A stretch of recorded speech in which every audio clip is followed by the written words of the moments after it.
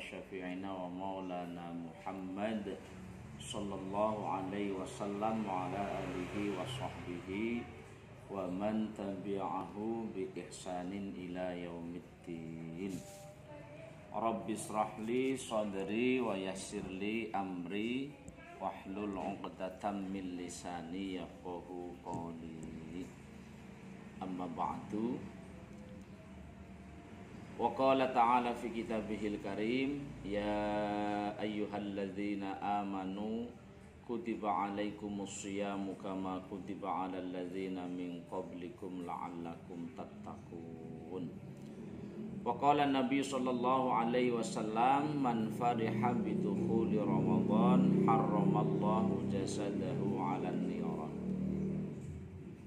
Segenap keluarga besar kantor Bea Cukai Cilacap yang saya hormati, khususnya Bapak Kepala Kantor Bapak Wisnu yang sangat saya hormati, segenap para pejabat di lingkungan kantor Bea Cukai Cilacap yang saya hormati, bersyukur sore hari ini atas izin, ridho, inayah dan hidayah dari Allah Subhanahu wa taala kita bisa kembali bertemu dalam program bulanan Bintal yang ada di lingkungan kantor Bea Cukai Cilacap.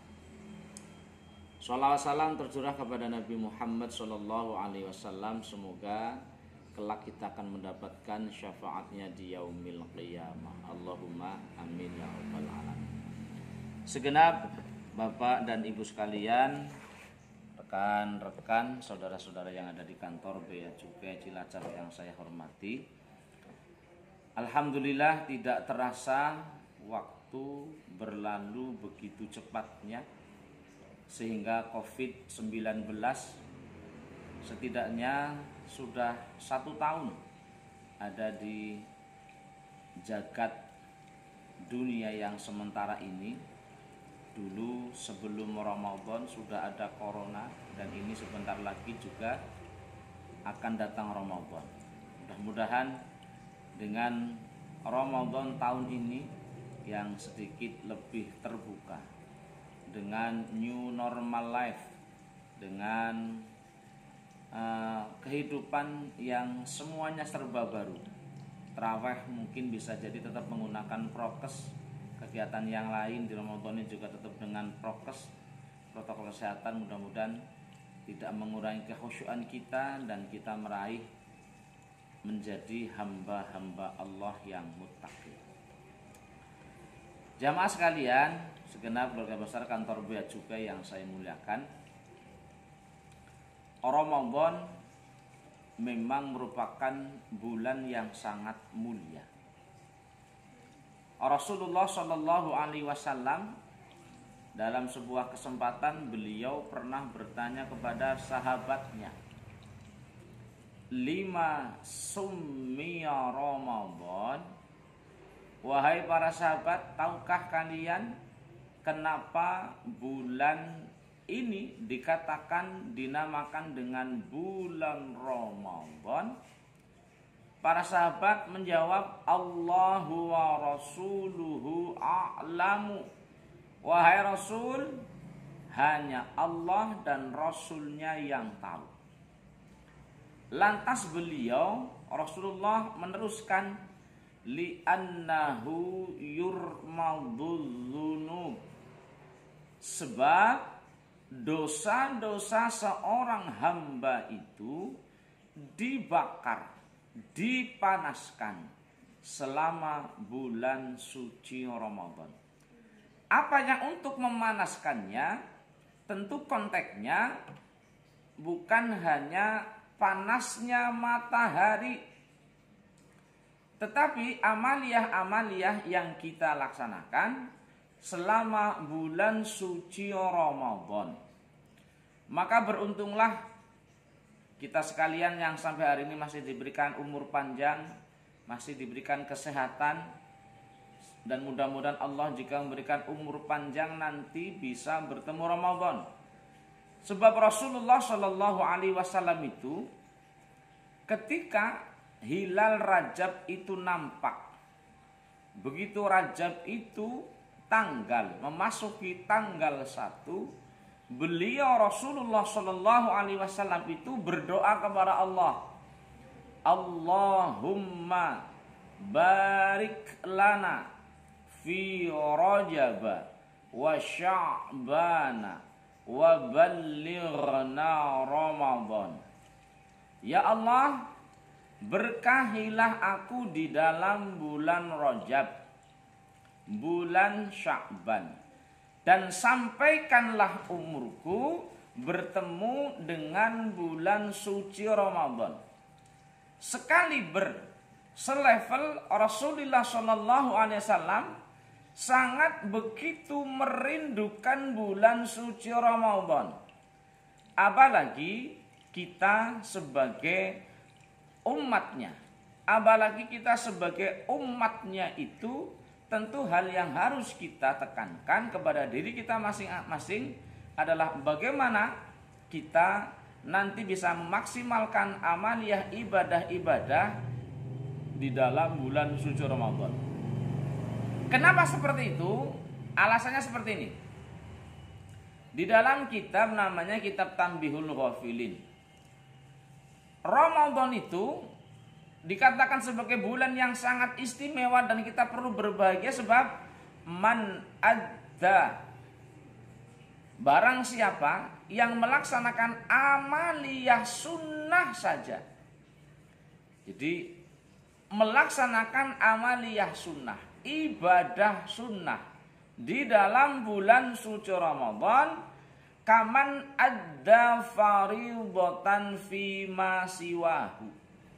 Jadi ngelakoni ibadah sunnah nang jerone bulan Ramadan iku cara Kanjeng Nabi kaya dene ngelakoni ibadah wajib nang luar Ramadan. Konteksnya seperti ini. Tentu kita sepakat dan memang hukum juga menyebutkan bahwa sholat tarawih itu sholat sunat. Jadi tarawih itu sholat sunnah. Jadi kalau berbicara sunnah itu berarti dikerjakan mendapatkan pahala, ditinggalkan tidak berdosa. Tetapi konteksnya apa ya? Di dalam Ramadan kita akan meninggalkan ibadah sholat tarawih. Sebab sholat tarawih yang di dalam Ramadan itu sunnah. Rasul mengatakan bandingannya itu seperti kita sholat duhur, sholat ngasar, sholat maghrib, ngisya dan subuh di luar Ramadan. Jadi kalau sekarang Sya'ban, jadi konteksnya itu pahalanya tarawih seperti kita melaksanakan ibadah wajib di bulan Ramadan, di luar Ramadan. Jadi di bulan-bulan ini menunjukkan begitu istimewanya bulan suci Ramadan. Ibadah sunnah saja pahalanya seperti ibadah wajib. Waman adda fardhatan. Bagaimana kalau seseorang itu melaksanakan ibadah fardu di dalam bulan Ramadan? Kaman adda sab'ina. Seperti seseorang melaksanakan 70 kali fardu. Jadi satu fardu di dalam Ramadan, di luar Ramadan bandingannya adalah 70 kali lipat.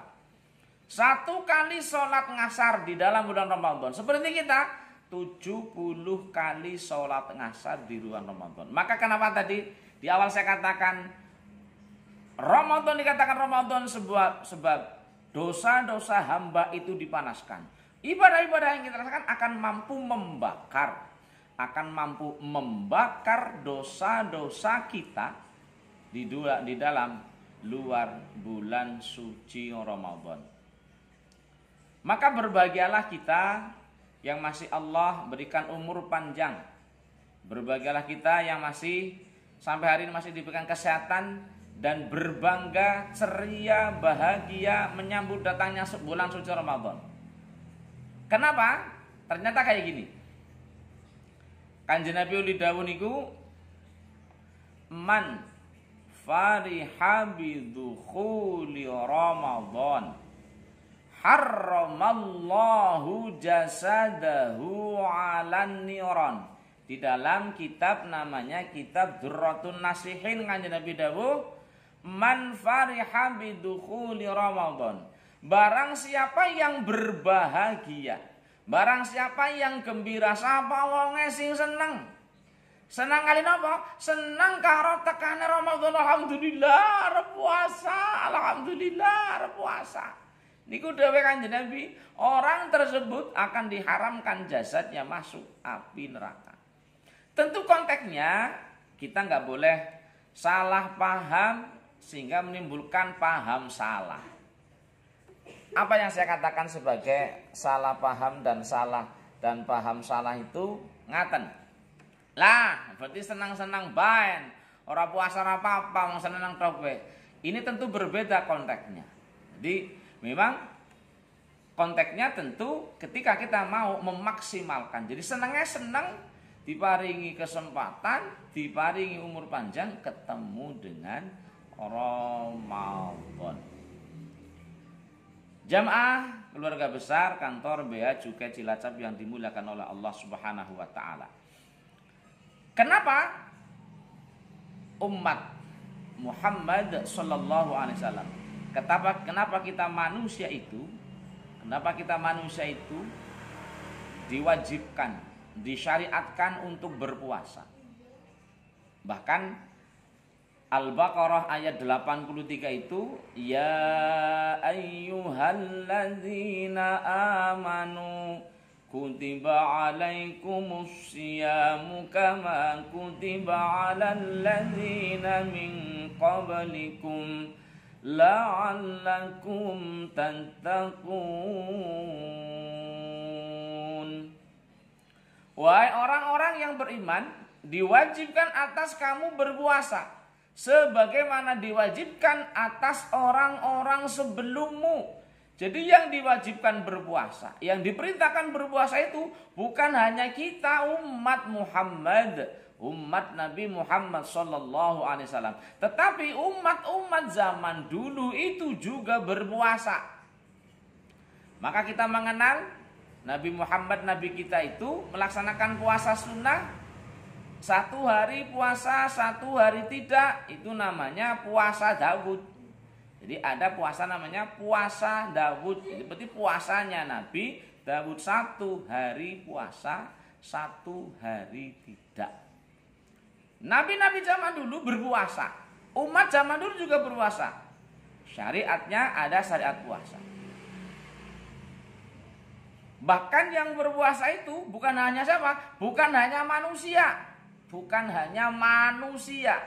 Ternyata bahwa yang namanya hewan, tumbuh-tumbuhan, wit-witan karo kewan we mau, kalau ingin menjadi sebagai makhluk yang sempurna itu, ya puasa. Apa buktinya? Kita menyaksikan kalau ada pohon itu menggugurkan daunnya. Godongnya pada ambrol Pak Wisnu.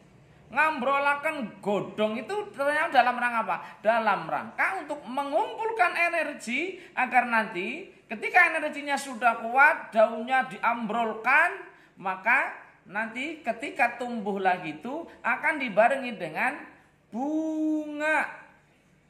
Jadi orang mau tukul, orang mau nangkono lemu godonge tok, tapi juga mampu mengeluarkan bunga dan berbuah. Sebab wong nandur niku nandur pelem kok cuma lemu tok ora tukul, ya kepengin negor. Nandur jambu kok cuma gede witet tok, lemu godhonge tok, ya kepengin negor. Nandur rambutan, oh cuma lemu godhonge tok, gedene witet tok, tegor. Ini kemudian dalam mahfuzat, kenapa orang yang berilmu itu harus diamalkan? Sebab al-ilmu bila amalin kasyajarin bila samarin. Jadi ilmu yang tidak diamalkan itu laksana pohon yang tidak berbuah. Jadi ilmu ya main, duwe wit ya main, tapi kalau nek ora diamalkan kowe kaya wit sing ora woh. Ora apa ya, cuma nggo mojok tok, cuma nggo ngiyup tok, kurang afdol.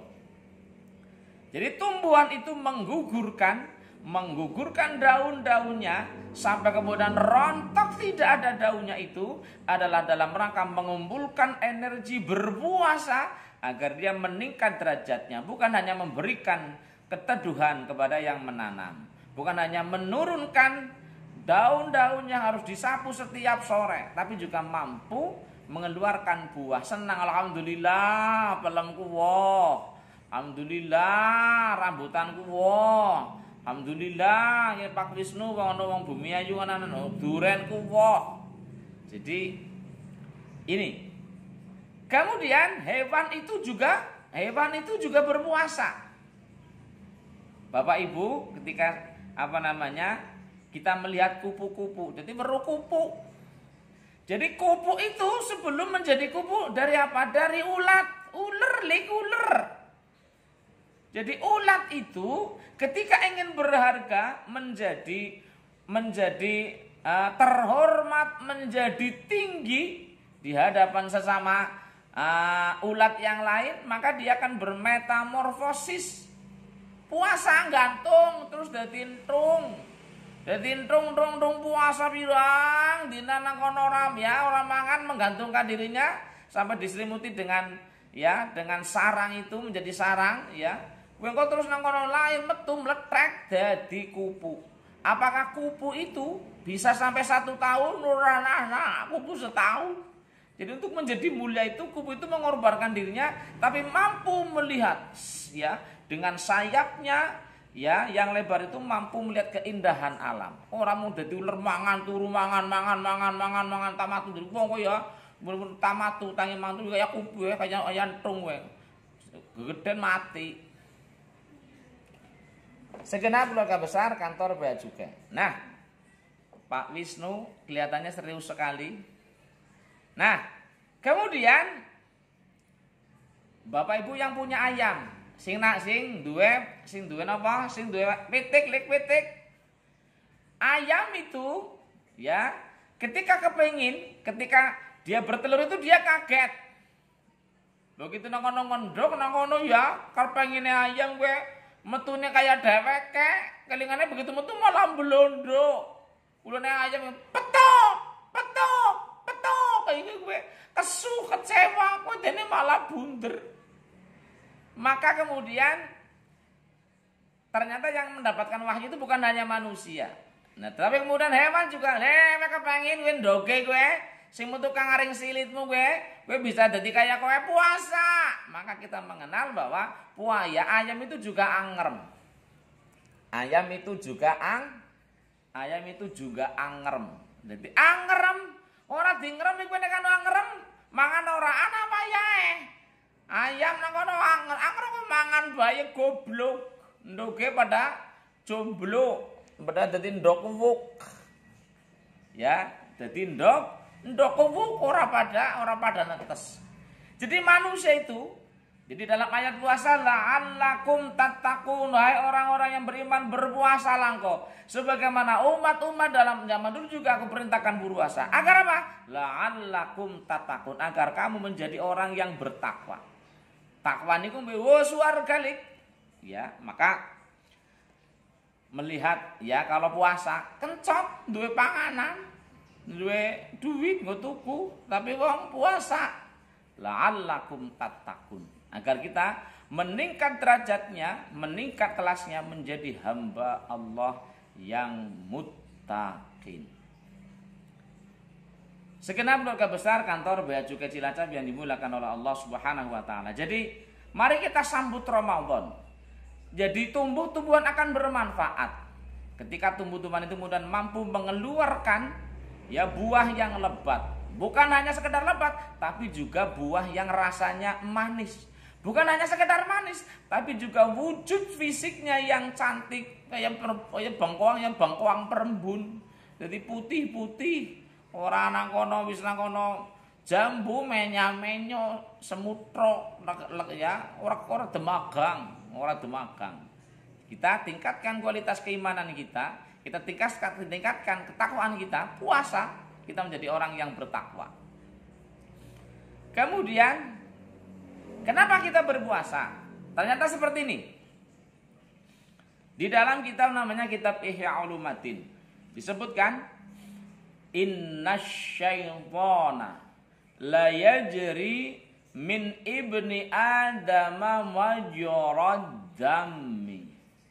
Sesungguhnya bahwa setan itu berjalan mengalir di dalam tubuh manusia itu lewat apa? Majrad dammi, kelawan melakune geti. Sesungguhnya bahwa setan itu berjalan di dalam tubuh manusia itu seiring dengan aliran darah yang ada dalam tubuh kita. Jadi mulane wong asal-asal urip pasti kelebon setan, Lik. Isi kelebon setan. Maka kata Rasulullah, agar setan itu tidak terlalu jauh mendorong manusia untuk mengikuti keinginannya, maka kata Rasulullah ada caranya, mengkon aja kesetanan. Kata Rasul, fadayyiqu majariyahu, maka persempitlah jalan berjalannya setan itu, mengalirnya setan itu dengan cara apa? Dengan cara bil ju'i wal 'atasi, dengan cara perut itu dikosongkan, dengan cara tenggorokan itu dikeringkan. Menungsaniku manusia itu ketika lapar, ketika haus, ketika tidak ada air yang masuk, ketika tidak ada makanan yang masuk di dalam, maka energinya itu akan habis. Jadi orang itu aktif, jenengan bisa bekerja dengan semangat. Ada kalanya itu karena apa? Karena berenergi, energi. Orang maksiat niku nek orang ada energi orang bisa maksiat. Maka ketika energi manusia ini masuknya makanan, masuknya minuman itu dibatasi, tutup aja mangan kowe. Begitu puasa, maka apa yang terjadi? Maka kemudian pikiran, hati itu akan menjadi bening, menjadi jernih, uteknya jadi padang. Maka kata Rasulullah sallallahu alaihi wasallam, sesungguhnya bahwa setan itu masuk mengalir di dalam tubuh manusia sesuai searah dengan aliran darah yang ada di dalam tubuhnya. Maka persempitlah jalan masuknya setan ke dalam tubuh manusia itu dengan cara apa? Dengan cara bil ju'i wal 'atasi. Mata itu ketika perut itu isinya full. Kemudian yang kita makan, yang kita minum itu juga memenuhi unsur-unsur yang dibutuhkan oleh tubuh. Meripat berwong ayu, bisa kotor. Jadi ada yang akan bergerak. Nah, sebab apa? Ada energi. Tapi kalau sudah nggak punya tenaga, ngelemperak. Nih, ngelemperak. Sebab apa? Puasa. Sebab puasa. Ini yang hadir kebetulan nggak terlalu banyak apa ini? Kok pada mati semuanya? Oh, ini tak absen sama saya. Oh iya, ini yang kalau yang nggak ada berarti lagi pada pulang nggih. Operator, waduh nggih, siap dan banyak yang absen apa niki? Keluarga besar Bea Cukai.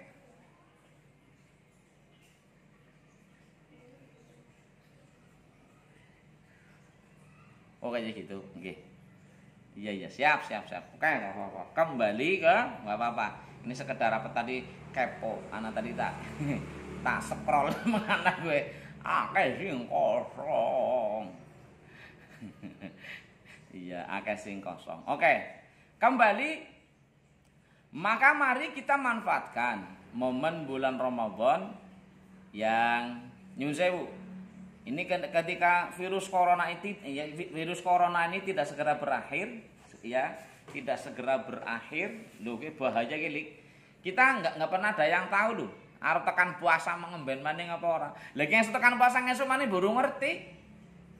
Jadi yang namanya umur itu merupakan pemberian dari Allah. Ya kalau kemudian ya besok ya, ngesuk dipanggil umur panjang, lah kemudian naudzubillah summa naudzubillah, kemudian ada yang kena corona, ora ketemu tahun ngareman ini bisa jadi sebab kita tidak pernah ada yang tahu. Maka manfaatkan bulan Ramadan yang tinggal beberapa hari ke depan. Mari kita persiapkan mental kita, persiapkan hati dan pikiran kita untuk berniat. Jadi alam sadar dan alam bawah sadar kita, mari kita sinkronkan. Jadi pokoknya ngesuk ngarep puasa, arep tak isi amalia si mantep. Pokoknya nyong kudu luwi apik kayak gitu. Sehingga nanti akan terprogram di alam bawah sadar kita semangat untuk mengisi amal Ramadan, sehingga kita yang punya dosa, jadi dosa setahun setidaknya ya hilang. Allahumma amin. Semua kata Rasul, man shoma ramadhana imanan wahtisaban. Barang siapa yang berpuasa Ramadan landasannya karena iman, karena percaya Allah, wahtisaban karena mengharapkan pahala dari Allah. Alas pokoknya puasa, maka ghufira lahu ma taqaddama min dzambi. Maka dia akan diampuni segala dosa-dosanya yang sudah lalu. Mari kita sambut Ramadan di musim corona, di sesi yang kedua. Karena sesi kemarin masih betul-betul corona, sehingga tarawih kadang-kadang nang hari ngumah, yang kadang-kadang bikin saya bingung. Sing wadon tukang ngaji, sing lanang ora tau ngaji, kon ngim tarawih ora bisa. Sing lanang ngomong, anu Bu, kowe bae lah sing imami, kowe sing cong pengajian. Sing lanang makmum sopan lik ora sah. Dadi wong wadon ora kena ngimami wong lanang. Jadi nah besok ini ya tarawih ya sudah Masjid Agung sampai hari ini sudah menyiapkan beberapa agenda, beberapa acara, beberapa program besok untuk Ramadan. Monggo kalau di lingkungannya masih belum tarawih, bismillah, tetap prokes ya, jaga protokol kesehatan, pakai masker, insya Allah semuanya akan berjalan dengan baik-baik saja. Mekaten ini kasihan karena sebagian sudah pada pulang ya Mbak ya, Mbak MC ini ya, karena sebagian sudah pada pulang. Jadi nanti tak kirim di YouTube-nya nanti. nanti tak kirim di YouTube-nya sehingga nanti bisa di-share. Men kon subrek rambahake. Alhamdulillah ini subscribe-nya sampai hari ini sudah 2.300, hampir 2.400 ya, sehingga ini sudah bisa ya mudah-mudahan memberikan kemanfaatan ke depan. Terima kasih kepada kantor Bea Cukai Cilacap. Program Pintal yang seperti ini setidaknya berapa persen pun setidaknya akan mampu memberikan dampak yang positif bagi segenap keluarga besar kantor Bea Cukai.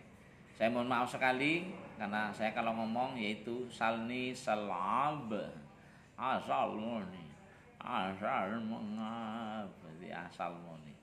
Salam untuk ya rekan-rekan yang di kantor Bea Cukai Cilacap. Mari kita akhiri pengajian pada kesempatan sore hari ini. Bukan nanti tak hitungan berarti tak tongane disitbae ya.